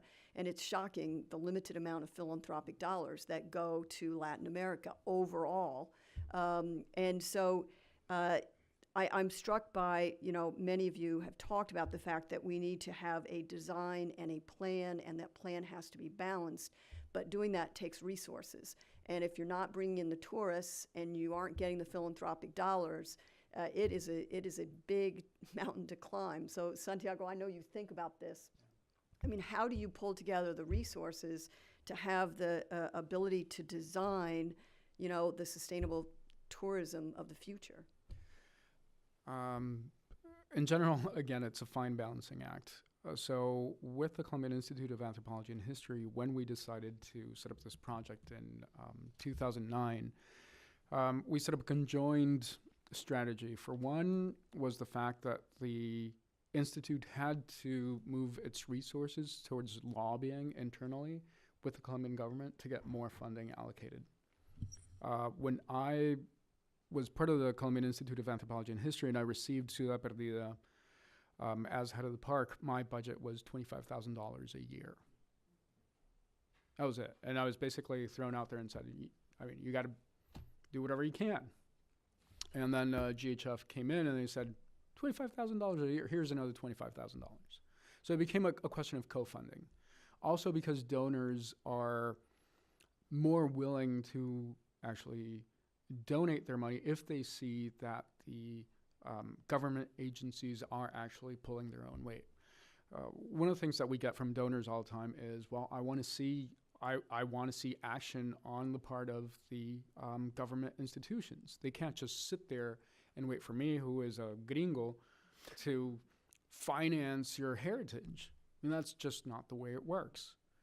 And also, they are more and more careful regarding where that money goes to. So we had a number of donors who were willing to say, spend it in whatever way you think is good. Others were, well, I want it all to go to community development. I want it all to go to, say, capacity building and training in organic farming or education or bridge building or what have you. And we had a very few of those that were willing to say things like, yes, spend it only on conservation work. That's becoming harder and those dollars, that funding is becoming harder and harder to get. So there's good years and there's bad years for fundraising in that sense. And again, it's an open-ended, never-ending strategy. There's never a point where we go like, oh, enough. We're flush with cash this year. Let's not do any more fundraising. But also because the necessities of the population, especially in terms of community development or administration, change all the time. Yeah. It's constantly shifting and changing landscape.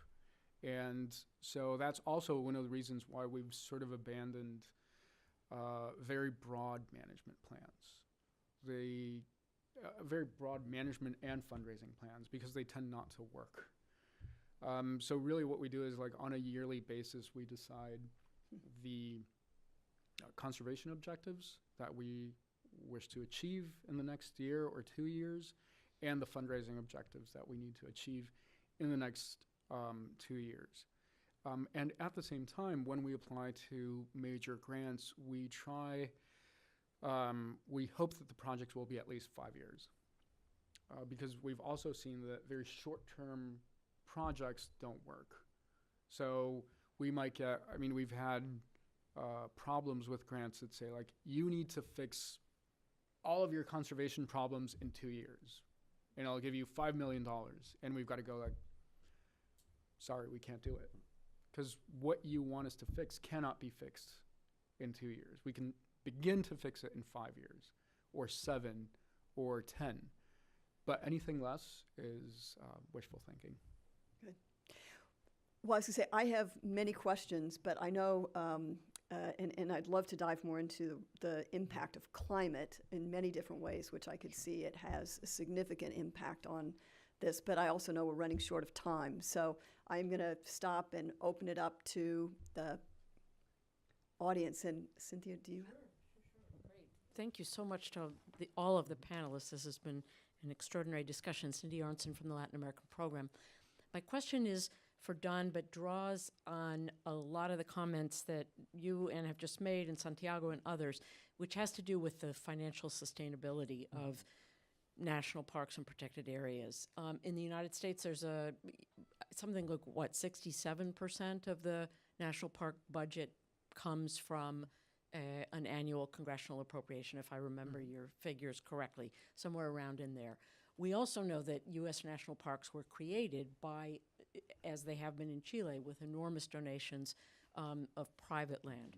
So I was also struck by what Santiago said, that, Colombia has cut the budget for national parks by 40% in this year. You understand, a country that has 1.1 million Venezuelans and probably double that by the next, there's only so much money in a government budget. You understand the trade-offs.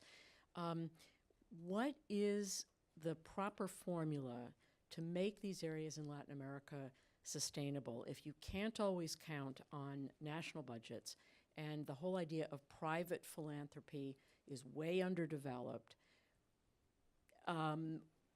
Where are the funds going to come from? Maybe some of it comes from abroad, but Don, I was wondering if you could also comment on the sort of fairly developed NGO structure in support of the parks, the National Park Conservation Association, National Park Foundation, how much money private philanthropy contributes to the sustainability of the parks, and how that can be motivated, or is the answer simply higher user fees, which would perhaps make it less accessible to natives of a particular country, but also decrease the risk of over-tourism. Anyway, I'm really struggling with this idea about how you make these things resource sustainable. Well, I'll comment briefly that absolutely, although we are blessed with a large budget, when you spread that out across the entire park system and you drill that all the way down to the park by park level, it does not enable us to meet the mission in the way that we would like to meet the mission of the national park system. We have a huge maintenance backlog, for example, of $12 billion in roads and maintenance and other infrastructure that needs upkeep and investment. So absolutely, over time, a tapestry of nonprofit friends groups and other charitable organizations and community organizations have sprung up around the parks and the park system to supplement our funding with philanthropy, with fundraising, with memberships and donors. And for many of our parks and marquee projects that we execute, those nonprofit friends groups are a key part of the funding puzzle. They rally their donors around major infrastructure investments like the Jenny Lake area at Grand Teton, the Mariposa Grove in Yosemite. These are areas that have gone recent revamps and improvements, often lowering kind of the vehicle footprint in those spaces and making them much more pedestrian and friendlier ecosystem management approaches. So anyway, long story short, that has been a huge and very important part of our funding scenarios. The National Park Foundation, I'll mention last, has recently supercharged itself. That's our national level friends group, the National Park Foundation. And over the last 5 years or so, really amplified its fundraising and taken its efforts to a new level of fundraising and philanthropy as well.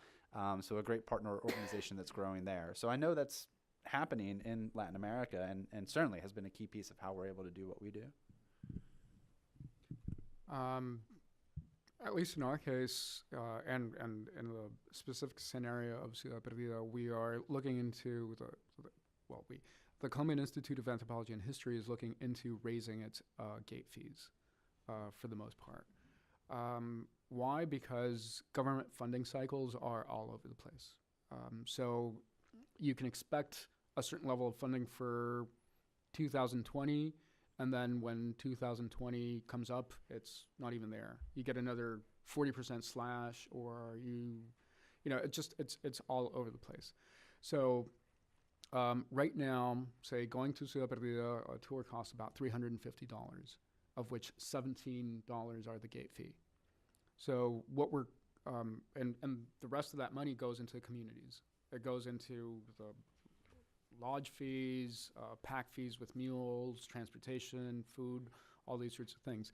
So if the gate fee is raised to about $50, that would be 25,000 people. It's a significant amount of money that can go into the Institute. Now, bear in mind that because of those government cuts, that revenue is not all going to be sent back to the park. Mm-hmm. So really what we've been discussing with them is actually how much of that money needs to be reinvested into the park so that it actually works. And that's actually what's happening within the protected areas of Colombia as well. The Park Service gets the money and then it gets distributed piecemeal in the different protected areas, but many of them don't have any tourism whatsoever. So you still need to have a significant amount of money to be able to conserve those areas until you get some sort of tourist revenue, if at all you're going to get it, because many of these places you need to be on a boat for 3 days to get there. So it's still going to be a while until it becomes that sort of thing. So just to cut it short, it sort of depends on each area. I don't think there's any formula that we can apply across the board. You have to work with each protected area and devise a plan that may be feasible and workable. Again, thinking about it in 5 to 10 year terms. I would say that we have to build the business case for conservation, not to make business run conservation, but the other way around. Saying to go on that, because if we have this spoiled landscape, it's nobody's gain. So not good for the environment, not good for the economy. So basically, this is a way of building bridges with the governments, which usually have other interests. So saying by preserving these places, we're opening economic opportunities for the communities, and we have to find the ways that the opportunities seize those. I imagine your indigenous friends will be the first, defenders of the parks Yeah. if he's not getting his $100,000 a year. Oh, and they, and the 50, that's exactly what's happened. 50 inches Yeah. television. I mean, don't take that away from me. So that's why we're trying to see now. We have seen communities that were very reluctant at the first time, and then they want to become we created this idea of the rural parks of Patagonia. Now they want to become, the capital of the rural parks of Patagonia because they are seeing this. Also, we have to encourage reduced barriers for philanthropy in terms of donations, and also some. So this is a very important part. We still have so many difficulties for people to donate. So there should be a lot of changes in donation law. And also, I think that we have to make that connection with the citizen, with the people. That's why we created a kind of Friends of Park organization. So people will defend these parks the same as you defend schools and hospitals. You need to have strong protected area system, and so the people will be the first one to protect them, and the first ones to claim their representatives. Hey, you have to do something. You cannot have our parks, treated this way. So in Costa Rica's case, I think we definitely need to promote some more nationals like visit all Costa Rica and or our national parks. And in terms of the funding, at OSA Conservation, we've been engaging with other governmental institutions that have funds not necessarily for ecotourism, but for farming. So we are working with several institutions to help us in the training period for farmers, for community members. I believe this way, by creating a better livelihood for the community members around the ecologists, and just making them go back to farming, to traditional organic farming, and this will just bring back to the ecotourism a bigger and a different impact than just getting donations. Well, and I know a little bit more about OSA conservation, and just to offer a quick observation, in listening to our panelists, I mean, from the tradition of the U.S. and what we've seen in Colombia and Chile and Costa Rica, government can set aside lands and create national parks, but the governments also have to have political will behind that in order to fund it. And I think that's one of the missing pieces, actually, that we've been talking about, that having that political will in order for the government to put sufficient funds in to make those government set-aside parks work is a big challenge. It's a challenge in the U.S., but a particularly graver challenge in Latin America. And at the same time, you have lands that are owned by or are managed by NGOs. And I know in the instance of OSA Conservation, they realize that putting your hand out too many times to particularly U.S. Philanthropy, a lot of them are starting to say, well, don't keep coming back. You've got to figure this out. So, another model that I know OSA is looking at, and that's what Carlos is looking to, is how do you find a way to have a profit center as a part of doing conservation and tourism, in order to supplement what you get from government and what you get from philanthropy. And somewhere in those models, you hope, even with climate change coming, that there's sufficient funds. But that's another thing we haven't had a chance to talk about. But with climate change, people care deeply about conserving the areas where you all are working. And that may be an added opportunity to raise the profile.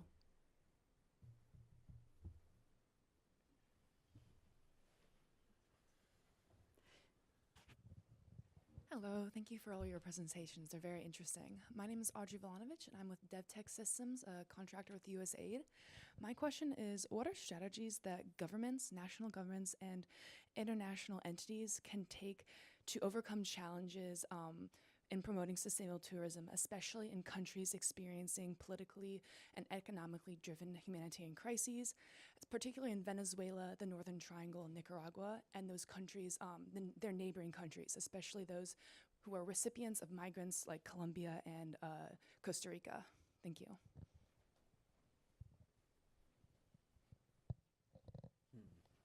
Do you want to go first? Dear Lord. That's about like 10 dissertations worth of questions.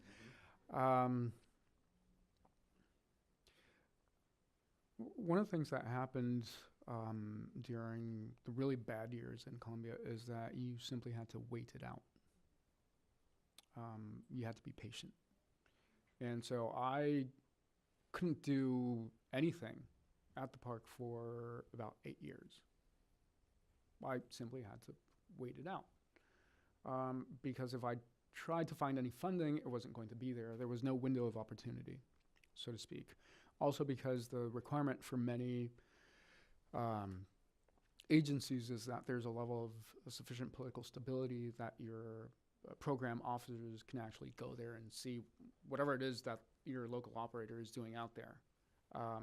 So when even after the demobilization agreements in Colombia, and we were using USAID funding between 2011 and 2012, even then USAID officers couldn't go see whatever it was that I was doing.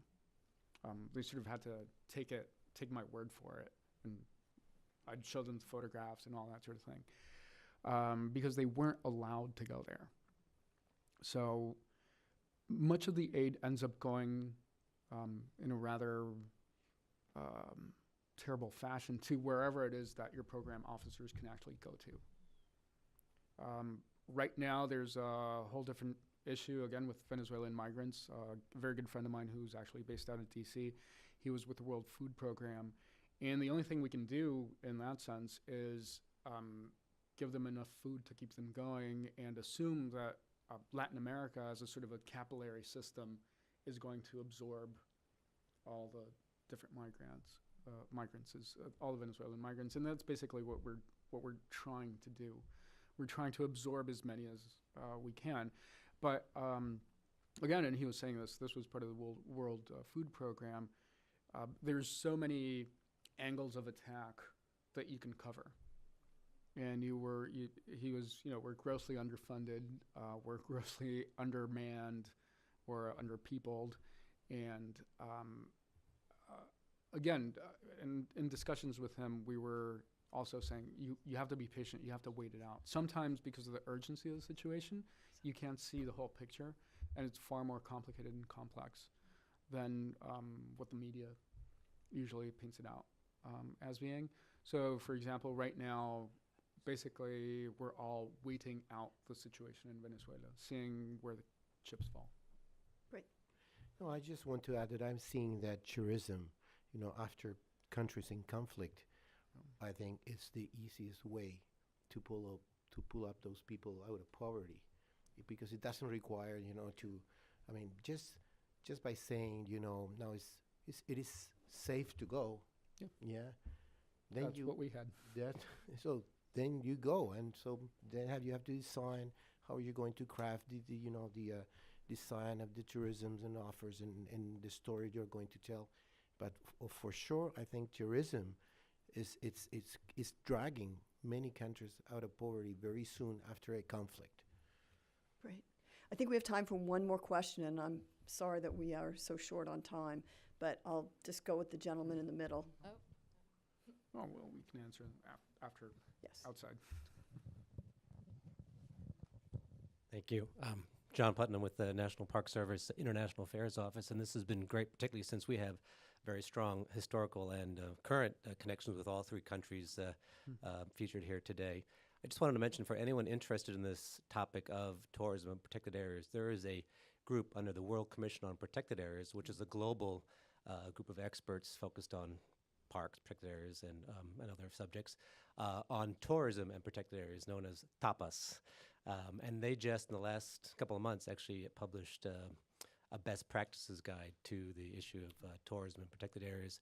And I'd strongly recommend anyone, again, interested in this, looking out for that publication and hopefully contributing to future work of the TAPAS group. And to very just briefly address the ambassador's question about economic development and U.S. national parks, Donnie already mentioned Katahdin, but I think that's a great example where we have a brand new park where the Park Service is co-funding with local government position that's going to focus on local economic development. So the Park Service itself is now actually dipping its toes into this concept as well. Thank you. Great. Do we have time? Do I have one more? Oh, great. Hi, thank you. My name is Ginger Deason. I'm a foundation representative with the Inter-American Foundation. And thank you very much. I could stay here all day and listen to y'all and talk to y'all because this is a very important issue and I'm really interested in it. But, and now I'm going to get to something that Ambassador Andrew has been talking about forever. My question is about climate change and just how, and part of it is about funding also, because as we know, a lot of this kind of tourism that we're talking about, ecotourism and slow tourism or under-tourism, is going to take place, and it is taking place in areas that have high biodiversity, very natural areas, a lot of indigenous people. And these types of areas are also, and people are also the ones most at risk at times to changes from climate change. And so I know I did some research in southern Mexico, and I know there's a lot of adaptation planning going on with communities. There's also not a lot in some areas. And then how are y'all thinking about addressing that? I'm sure you're not just thinking about it, you're probably doing it now. And then also funding that, because a lot of those activities they're not free. Money has to come from somewhere. And that's yet another funding thing you have to look at. And so I was just curious about that, and I know that could go on forever too, but I really appreciate it. Thanks. You want to start? Oh, well, no, Chile is going to be the host of the COP25 That's right. this January, since Brazil just dropped it.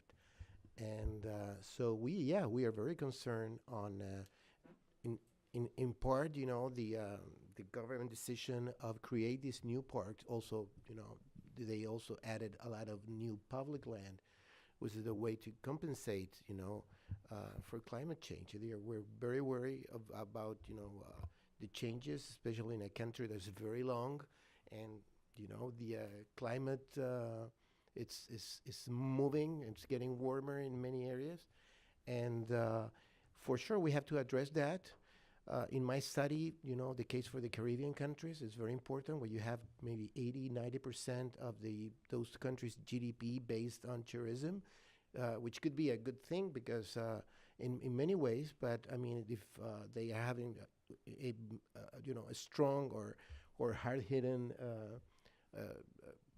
hurricane, can destroy the economy in a day. And so I think those countries are going to take this very, very, very seriously. And in Chile also too, because we have a lot of agriculture depending on any of this, and we are also building in terms of we have been very successful to doubling the amount of renewable energy. So now 20% of our energy metrics comes from renewable energy. And that's not because we're applying subsidies, that's because we're designing the market in a way that now the right incentives are being put, and we're working on that very heavily, and we're not going to stop.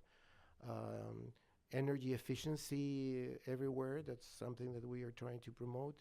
And I think that conservation is playing its role in being like buffer zones, when in some cases the only thing that we could do will be just to, adapt. Yeah. Carlos, I know you're focusing very specifically on agriculture at a small scale. How climate change, how does it impact what you're doing with the OSA and the OSA itself? Well, I think also conservation, it's by providing the tools to small farmers and communities to create more resilient farms or areas of food production is definitely the best way to empower these communities and be there. And climate change is happening, and the best way is not to fight it, but to intelligent and in an intelligent way, find a way to keep producing food and supporting the food supply chains, not only for ecotourism, but for the country. I did tell Carlos last night that I was depending on him to make sure we have coffee and chocolate, 10 years from now. But Yeah, no, I think because the Sierra Nevada Santa Marta goes from the coastline to snow caps, I mean, we're seeing it all over. We've got receding glaciers at the tune of, we're losing about 3 square kilometers per year. And then from there downwards, it's all over the place. So what we're trying to understand right now in terms of research are the effects, not only on certain ecosystems, because as the UICN classified the Sierra Nevada Santa Marta as one of the single most irreplaceable ecosystems on the planet, because we've got sort of everything. So in the dry tropical forest areas, what we're seeing is creep. So the dry tropical forest is moving upwards. And so all the other forest lines are moving, but we don't know at what rate it is that they're moving. One of the tools that we're going to try and use is actual large-scale LiDAR surveys. And we were just doing that with National Geographic, certainly to prove the case that it was possible to get enough resolution so that we can actually tease out the changes on a species basis on what's going on. Especially because we've got the frailejones, which are the high páramo plants that index when the páramo is moving up. So that will be exceedingly important in terms of understanding water availability in the future. The Sierra has 33 watersheds that provide water for over 2 million people. So that's also, in terms of practical aspects of dealing with it, that's why we operate the Santa Marta and Cienega Water Fund, which was set up with the Nature Conservancy. And we're trying to set up the hydrological models to actually understand what the hell is going on. So it's a combination of research, conservation strategies, and practical action. Now, what we're seeing is that there's not enough real long-term policies regarding that sort of research.